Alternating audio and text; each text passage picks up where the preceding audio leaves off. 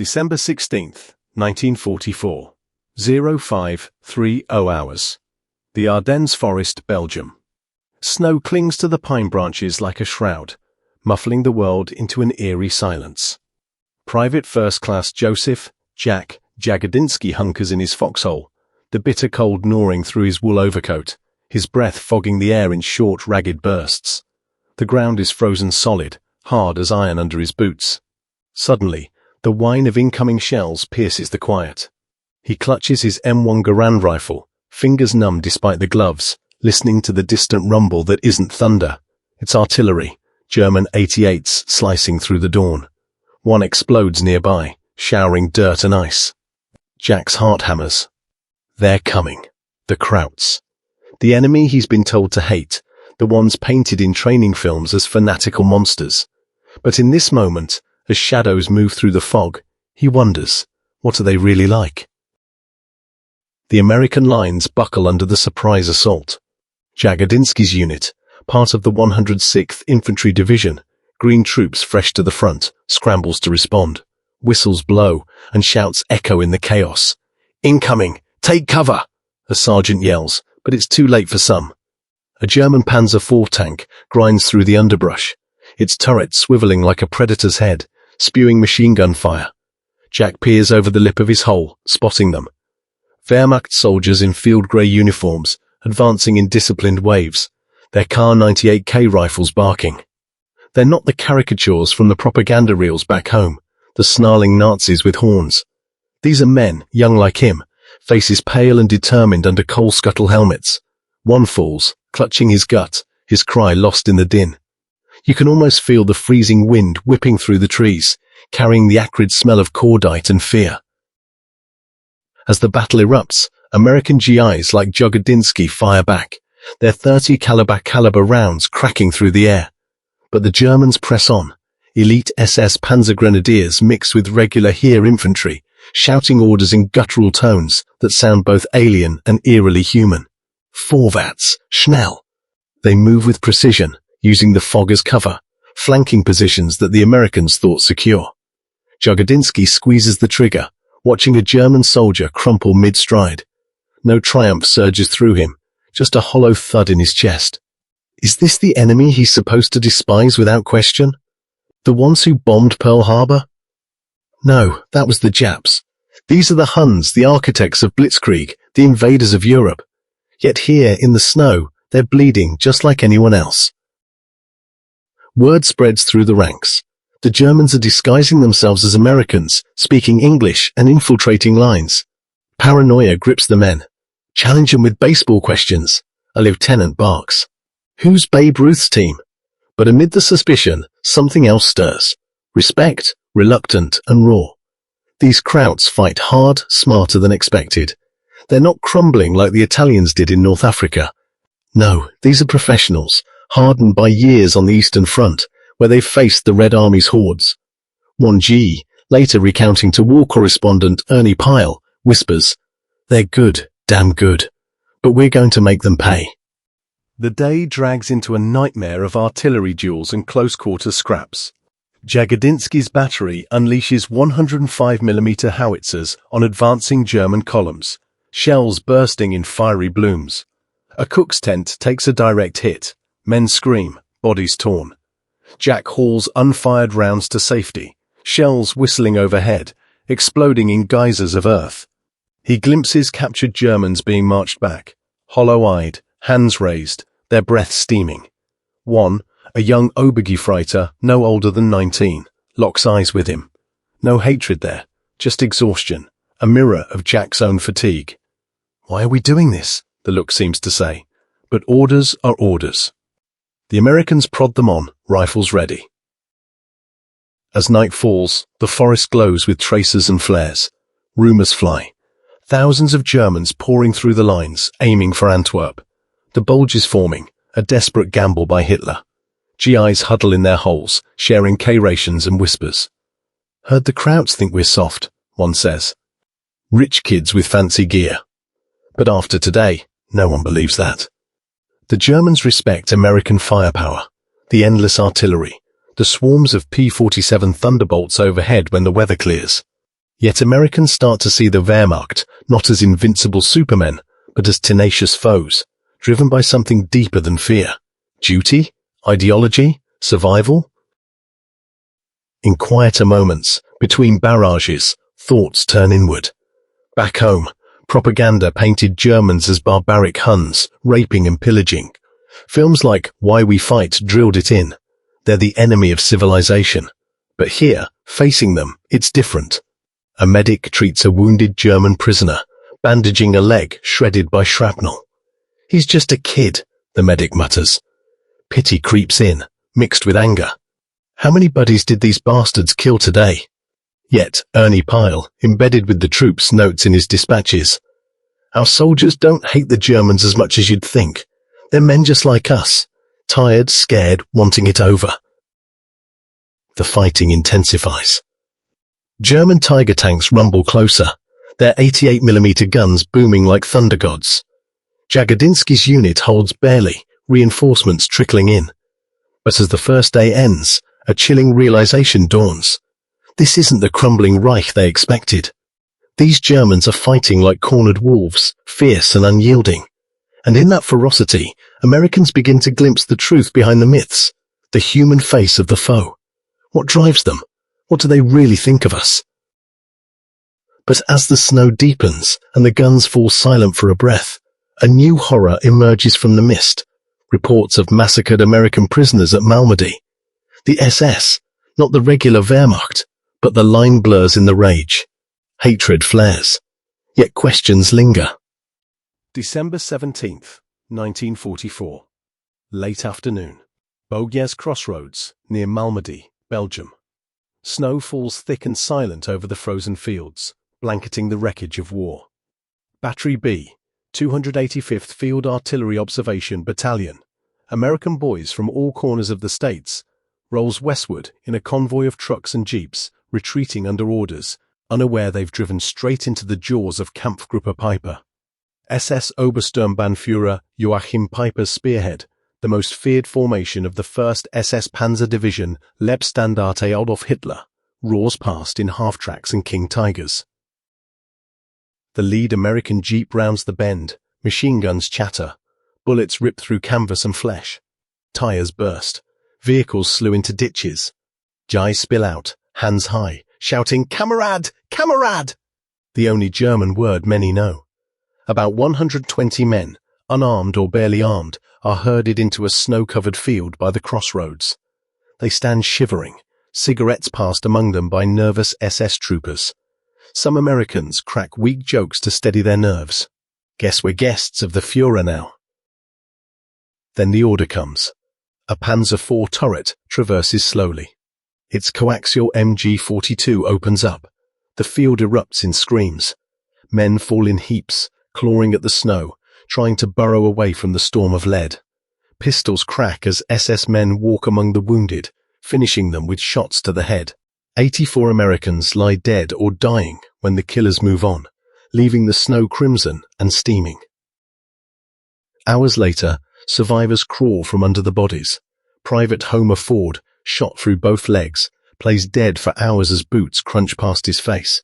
Sergeant William Merrican, blood freezing on his greatcoat, drags himself to a nearby farmhouse.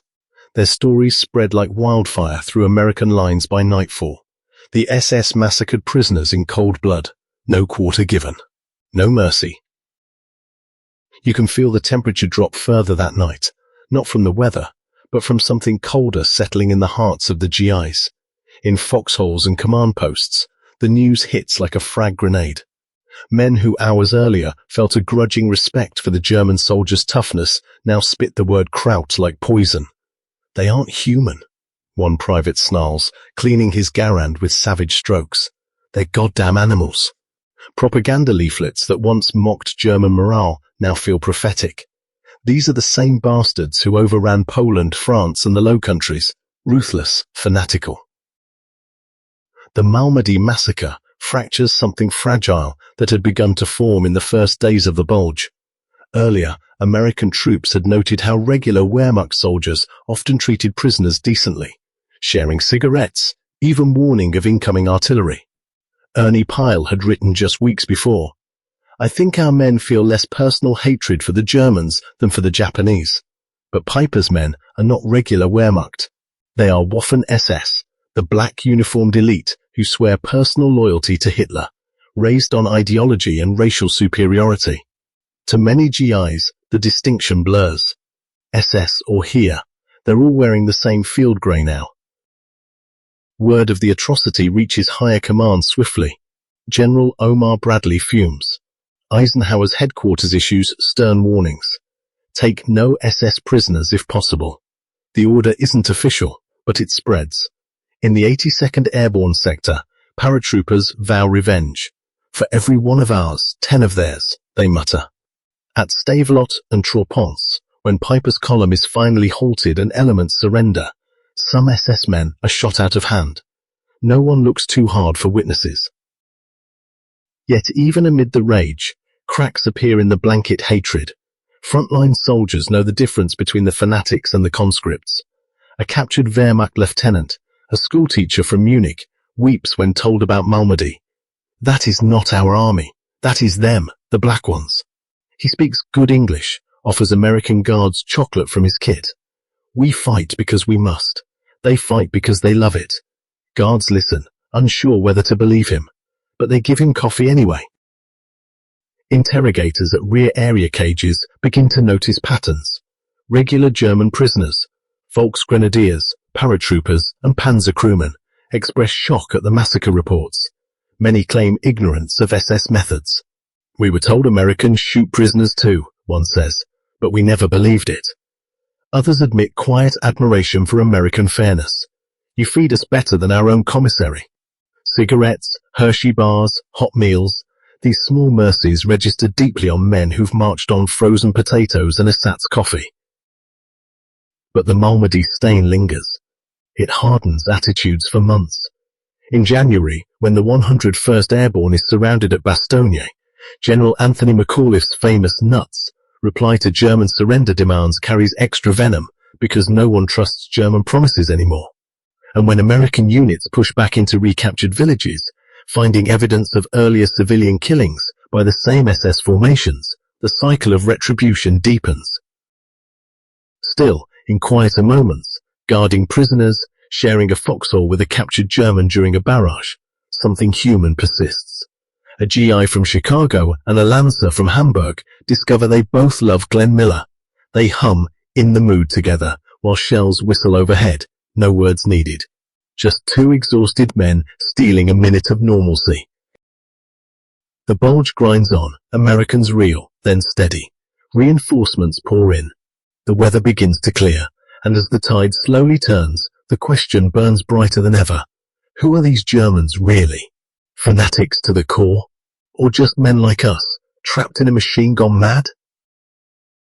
But deeper in the snow-choked forests, another encounter awaits. One that will force American soldiers to confront the enemy, not across a gun sight, but face to face, over weeks and months of captivity and interrogation. January 1945.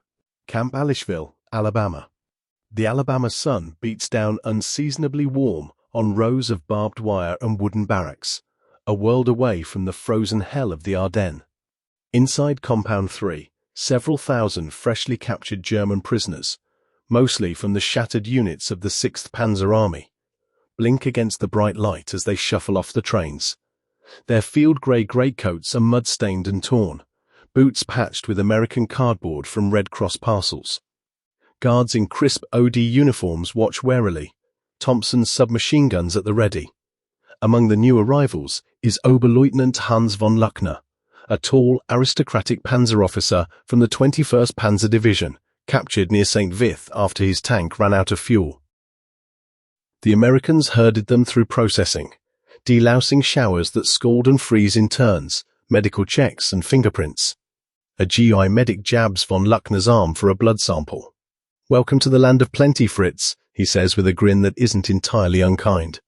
Von Luckner, fluent in English from pre-war studies in London, replies dryly, "I had hoped for a better hotel." The medic laughs despite himself. First crack in the war. In the cages across the United States, over 400 camps from Texas to Massachusetts, something extraordinary begins to happen.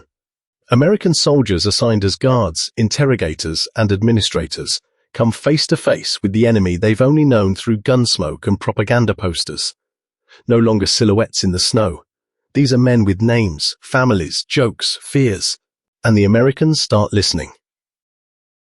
At Camp Trinidad, Colorado, Sergeant Marvin Caffey, a farm boy from Iowa, stands watch over a work detail of German prisoners harvesting sugar beets. One prisoner, Gefreiter Wilhelm Müller, a former baker from Dresden, pauses to wipe sweat from his brow. "Your tractors are magnificent," he tells Caffey in halting English. In Germany, horses still pull plows. Caffey, expecting arrogance, hears only envy and exhaustion. They talk about soil, weather, and the price of wheat. By the end of the day, Caffey slips Müller an extra pack of Luckies. "Don't tell the lieutenant," he mutters. Müller nods, eyes wide. Cigarettes are gold here. Interrogators at Fort Hunt, Virginia, a secret facility known simply as P.O. Box 1142, sit across tables from high-value captives, U-boat aces, Luftwaffe pilots, staff officers. The rooms are bugged, the questions sharp, but the atmosphere surprisingly civil. Coffee is served, American cigarettes are offered. Captain Erich Reinhardt, a decorated Ju-88 pilot shot down over the channel, chain smokes camels while describing radar frequencies. Between technical details, he asks about American jazz records.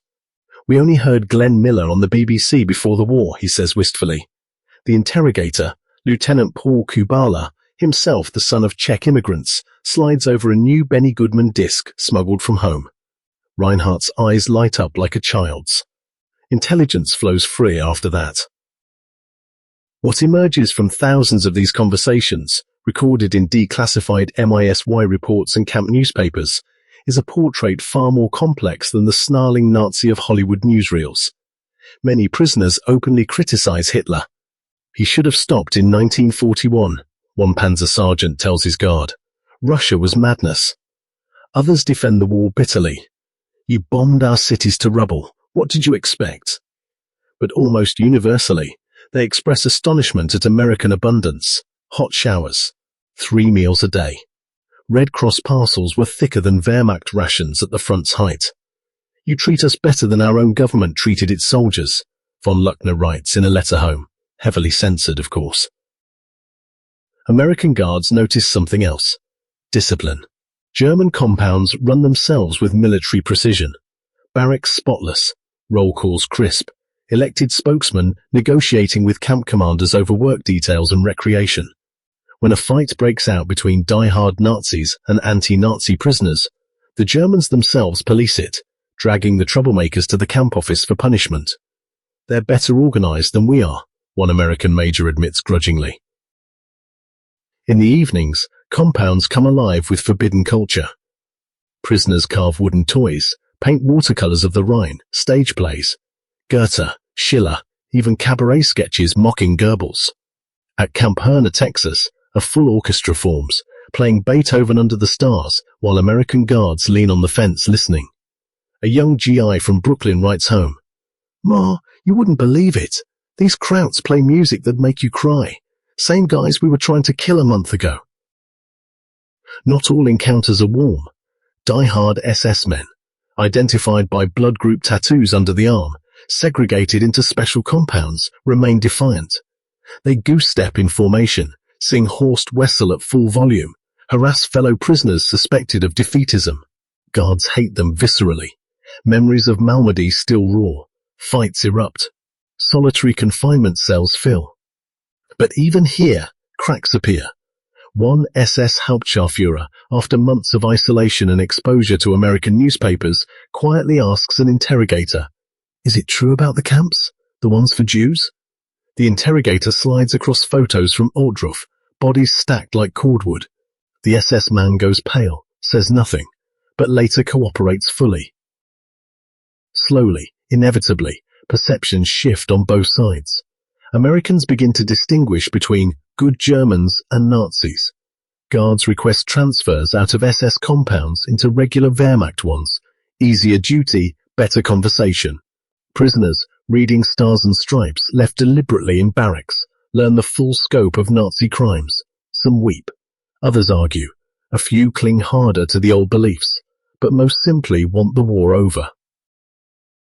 Back in Europe, as Patton's Third Army slashes into the Bulge's southern flank, GIs taking prisoners notice the change too. Surrendering Germans now raise their hands higher, shout, "No SS, Wehrmacht," more desperately. They've heard rumors of what happens to black uniformed men. American frontline troops, hardened by winter fighting, still take no chances. But when a column of regular infantry throws down rifles and marches back under guard, the GIs share K-rations without being ordered. In the camps, a quiet question begins to form in American minds. If these men aren't monsters, if many hate the regime that sent them to die, then what have we really been fighting? Ideology, a system, or just fear and momentum? But the deepest revelations are yet to come, in the spring, when victory floods across Germany and American soldiers walk into the heart of the Reich itself, into cities reduced to rubble, and into places whose names will soon haunt the world. April 12, 1945. Dawn. Outside the town of Ohrdruf, Thuringia, Germany.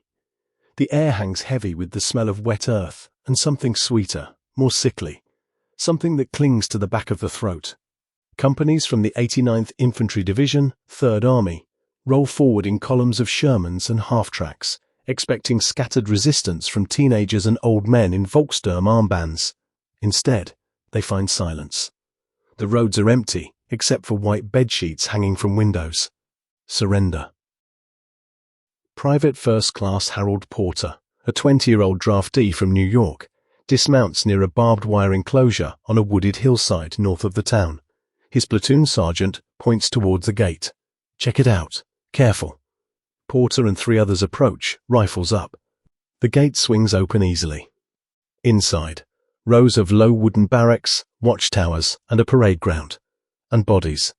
Dozens of them, stacked like firewood near the latrine trench. Emaciated corpses in striped pajamas, skin stretched tight over bone, eyes sunken and staring. Flies buzz lazily despite the morning chill. You can almost taste the stench rising from the pits, a mix of decay and lime hastily thrown over the dead. Porter freezes. His buddy, Corporal Frank Miller, vomits behind a barrack. "Jesus Christ," Miller whispers. "What the hell is this place?" A few survivors, walking skeletons in the same striped uniforms, stumble out to greet them, arms raised in weak gratitude. One grabs Porter's sleeve, speaking in broken German and Yiddish. "Americans. Good.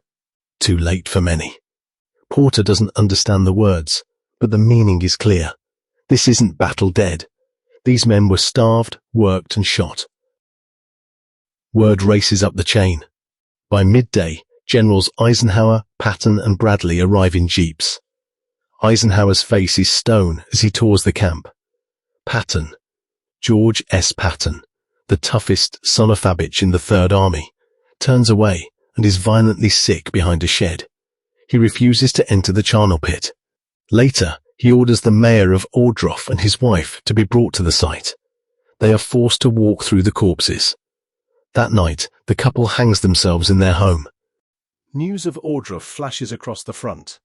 Soldiers who, days earlier, had shared cigarettes with surrendering Wehrmacht troops now look at every German civilian with new eyes.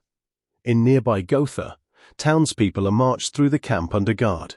"You did this," a GI hisses at a burly German shopkeeper. "Don't tell me you didn't know." The man protests innocence, eyes averted from the bodies. But the Americans aren't buying it anymore. As the advance accelerates, Rhine crossed, the Ruhr pocket collapsed. More camps fall into American hands. Nordhausen, Buchenwald, Dachau. Each one peels back another layer of horror.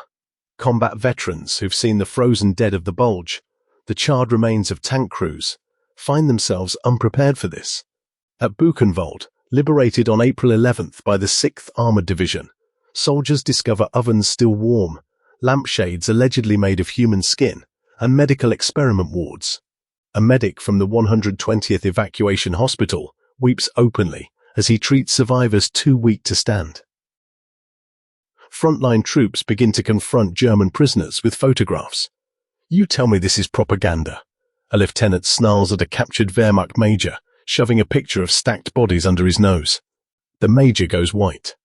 I fought on the Eastern Front, he stammers. I heard rumors, but this. Many prisoners claim ignorance.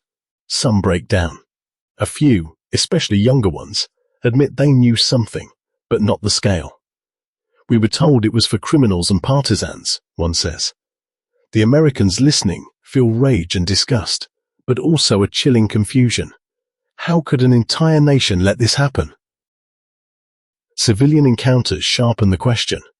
In town after town, GIs find well-fed burghers living in comfortable homes just miles from the camps. They smelled it, one soldier writes home. They had to smell it. Forced tours become routine. Local Germans compelled to bury the dead, clean the barracks, feed the survivors. Resentment boils over. Looting increases. Fraternization bans tighten, though many GIs ignore them for pretty Fräuleins who swear they never supported Hitler. Yet even here, amid the revulsion, nuance refuses to die completely.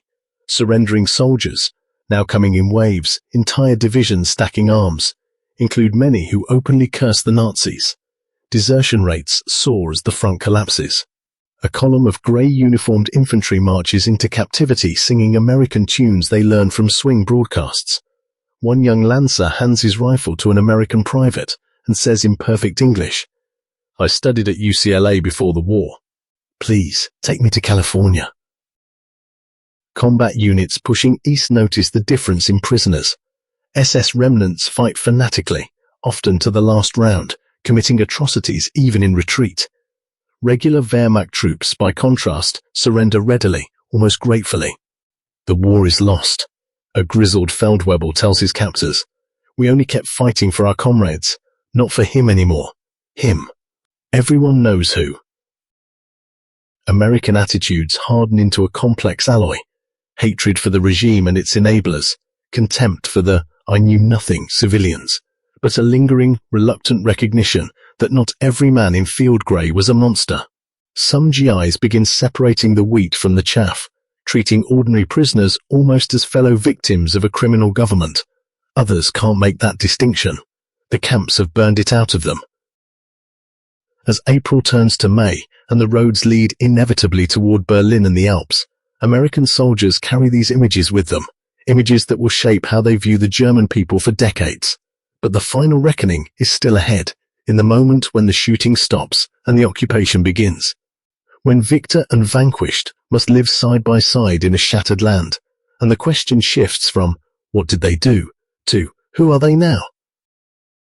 But before peace can come, one last campaign awaits, one that will force American troops to fight alongside yesterday's enemy against the fanatics who refuse to quit. May 3rd, 1945. Late afternoon. Castle Itter, Tyrol, Austrian Alps. The medieval fortress perches on a wooded hill like something out of a fairy tale, but the air reeks of pine smoke and cordite. Inside the Schloss Itter prison, a VIP holding pen for prominent French prisoners of the Reich, tension coils tight. The regular Wehrmacht guards have fled. SS execution squads are rumoured to be closing in to liquidate the high-value inmates. Former French premiers, Édouard Daladier and Paul Reynaud, General Maxime Weygand, former army commander Maurice Gamelin, Jean Barotre, the tennis champion, and even Marie-Antoinette de Gaulle, sister of the Free French leader. Major Joseph Sepp Gangl, commander of the local Wehrmacht garrison in nearby Wörgl, has spent the last weeks quietly sabotaging SS orders. A decorated veteran of the Eastern Front, Gangl has seen enough. He despises the Nazis, has hidden Jewish families, and now risks everything to protect the prisoners in the castle. With only a dozen loyal soldiers and a single 88mm gun, he knows they can't hold against fanatical SS remnants. So he does the unthinkable. He sends a runner under a white flag toward American lines with a plea for help. The runner reaches Company B, 23rd Tank Battalion, 12th Armored Division. Captain John C. Jack Lee Jr., a tough Texan with a dry sense of humor, listens to the story with raised eyebrows. French VIPs? A German major asking for American aid to fight the SS? It sounds insane. But intelligence confirms the castle's importance. Lee volunteers. He takes 5 Sherman tanks. Only 2 make it up the narrow mountain road, 14 GIs, and astonishingly, Major Gangel plus his 10 Wehrmacht soldiers riding on the tank's decks, white armbands marking their switch of sides. The mixed force rumbles into Itter village just after dawn on May 5th. The castle is already under fire. SS troops from the 17th SS Panzergrenadier Division, diehards refusing surrender, have surrounded it, probing with machine guns and Panzerfausts. French prisoners and a handful of remaining Austrian resistance fighters return fire from the battlements. Ammunition is low. Hope is lower. Jack Lee surveys the scene and shakes his head. "Well, boys," he tells his crew, "looks like we're fighting alongside the Krauts today." Gangel, in broken English, salutes crisply. "We fight together, Captain, for humanity." Lee almost smiles. Almost. The Shermans open up, 75mm guns blasting SS positions in the tree line. Gangel's men, familiar with the terrain, guide the tanks into hull-down spots. American infantrymen and Wehrmacht soldiers, men who weeks earlier would have shot each other on sight, now crouch shoulder to shoulder behind stone walls, firing at the same black uniform targets. One GI hands a German private a clip of .30-06 ammo. "Here, Fritz, make 'em count." The German nods gratefully, slams it into his Garand, captured earlier, now turned against his former comrades. Inside the castle courtyard, the French prisoners watch in stunned disbelief as American and German soldiers fight as one. Jean Barotra, the athletic tennis star, volunteers to leap the wall and sprint for reinforcements. He vaults the parapet, dodges fire, and makes it to the valley, later bringing back elements of the 142nd Infantry Regiment. The battle rages through the day. One Sherman, nicknamed Boschbuster, ironically, is knocked out by a Panzerfaust. Crewman Paul Frenchy Levesque is wounded. Gangel, standing exposed to direct American fire, is shot in the head by an SS sniper while trying to shield a French prisoner. He dies instantly, blood staining the cobblestones. Lee kneels beside him for a moment. "Damn good soldier," he mutters. "No hatred, just respect." By evening, the reinforced Americans arrive in force. The SS attackers melt into the woods. The castle is secure. Captain Lee, his GIs, and the surviving Wehrmacht men share cigarettes in the courtyard while the French prisoners weep with relief and embrace their liberators, both American and German. Daladier shakes Lee's hand, then salutes Gangel's body draped in a blanket. "He was a true German," the old Premier says quietly, "the kind we can live with again." News of the battle for Castle Itter spreads slowly, censored at first because the idea of Americans and Germans fighting together is too strange for wartime propaganda. But the men who were there never forget. Jack Lee writes home, "I fought beside a German officer today, and I'd do it again." He was more American in spirit than some folks back home. His men agree. The Wehrmacht soldiers who survived are treated not as prisoners, but as honored allies. They eat with the GIs, share stories, laugh about the absurdity of it all. In the final days of the war, VE Day just 3 days later, this tiny skirmish crystallizes something profound. American soldiers have seen the full spectrum. The disciplined professionalism of the regular German soldier, the fanatical cruelty of the SS, and the quiet decency of those who resisted from within. They've killed them, captured them, guarded them, listened to them, and now fought beside them. As the Reich collapses completely, Hitler dead in Berlin, Donitz's government surrendering unconditionally, the occupying Americans carry these experiences into the peace. Some remain bitter, scarred by the camps and the winter slaughter. Others, perhaps most, emerge with a nuanced view. The German soldier was often brave, skilled, human, tragically human, misled, conscripted, or complicit in a criminal regime, but not irredeemable. In the months and years ahead, as GIs become occupiers, administrators, friends, even family to Germans, that hard-won understanding will shape the rebuilding of a nation. But in this moment, on a Tyrolean hillside, under a clearing alpine sky, exhausted men in OD and field grey sit together in silence, listening to the wind in the pines. The shooting is over. The real reckoning, for both victor and vanquished, has only just begun. Summer 1945. Bavaria, southern Germany. The sun beats down on the cobblestone streets of a small town outside Munich, name deliberately forgotten in most letters home, but the scenes are the same everywhere in the American zone. Jeeps rumble past half-ruined buildings, their horns blaring at kids chasing after them with outstretched hands. "Hey Joe, chocolate? Gum?" The GIs toss packs of Wrigley's and Hershey bars, laughing as the children scramble. Private Eddie Mancuso, a Brooklyn boy who fought from Normandy to the Elbe, leans out of his Jeep and hands a bar to a skinny girl with braids. She smiles shyly, then runs off. Mancuso watches her go, something tight in his chest, loosening for the first time in years. Occupation duty. No more incoming 88s. No more frozen foxholes. But the war isn't over in their heads. American soldiers, now military government detachments, constabulary units, administrators, live among the people they conquered. Billeted in requisitioned homes, eating in mess halls that once fed Wehrmacht officers, patrolling streets where just weeks ago snipers nested in attics. The non-fraternization order is still technically in force. No talking, no mingling, no friendliness with Germans. Eisenhower's headquarters hammers it home with posters. Don't be a sucker for a smile. But the order is crumbling faster than the Reich did. In beer halls cautiously reopened under MG supervision, GIs and German civilians sit at separate tables at first. Then someone buys a round, then another. Laughter breaks out, tentative, then genuine. A former Panzer Grenadier, now working as a translator for the Americans, raises a glass with a GI from the 42nd Rainbow Division. "To peace," he says in careful English. The GI clinks glasses.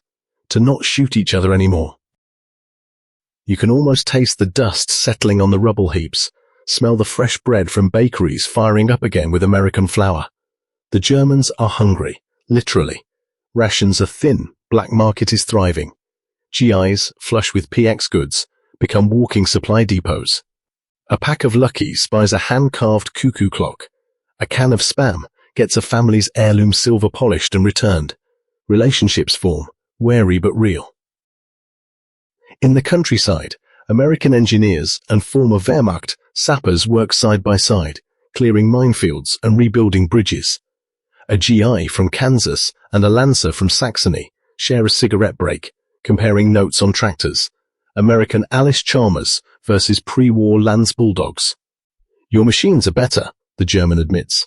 The American shrugs. "Yeah, but you guys built damn good roads." Mutual respect, grudging but growing. The camps haunt everything. Denazification questionnaires go out by the millions. Every German over 18 fills one out. 138 questions probing party membership, attitudes and actions. Americans sit on tribunals, listening to excuses. "I joined the party for my job. I never hurt anyone. I didn't know." Some are believable, many aren't. Known SS men vanish into internment camps. Others slip through, reinventing themselves.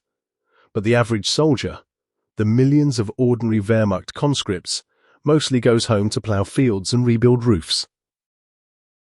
Guys watch this process with mixed feelings. Sergeant Ray Callahan, who guarded prisoners in England and later liberated Dachau, writes home, "These people aren't all monsters. Half of them look like they just woke up from a bad dream. The kids especially. They don't even know who Hitler was." He encloses a photo of himself with a German family whose house he's billeted in. The father, a former infantry Obergefreiter missing an arm from the Eastern Front, stands proudly beside him. They're both smiling. Fraternization becomes impossible to police. GIs date German girls. Fräuleins in the lingo, despite the bans. Weddings start happening by fall, war brides. Thousands of them will sail to America in the coming years. Officers look the other way. Even Patton, before his fatal accident in December, famously quips that the non-fraternization policy is a lot of hogwash. In displaced persons, camps and hospitals, American medics treat former enemies alongside liberated slaves. A GI nurse bandages a Wehrmacht amputee, while across the ward a Polish survivor watches suspiciously. The German thanks her in halting English. She nods curtly, but doesn't walk away. Letters home reveal the shift.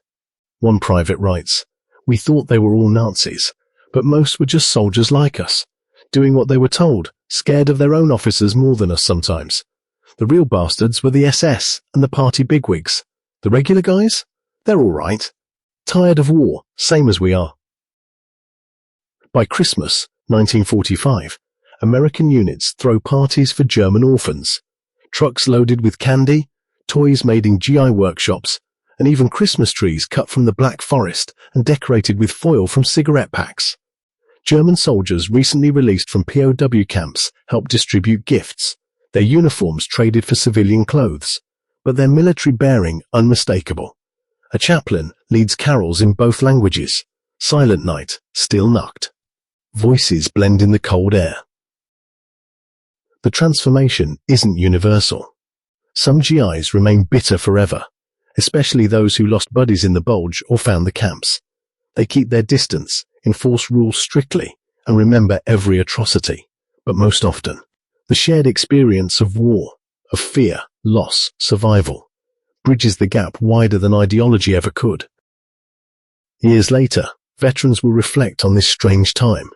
Many will join veterans associations with former Wehrmacht soldiers, meeting in Munich beer halls or American Legion posts to swap stories, argue about tactics, and toast fallen comrades on both sides. The German soldier, once the embodiment of evil in propaganda reels, becomes in memory something far more human, a formidable foe, a tragic figure, sometimes even a friend. What Americans really thought about German soldiers wasn't one thing. It was a journey, from fear and hatred in the snow of 1944, through horror and rage in the spring of 1945, to a hard-earned, nuanced understanding in the peace that followed. They were brave. They were skilled. They were misled. They were human.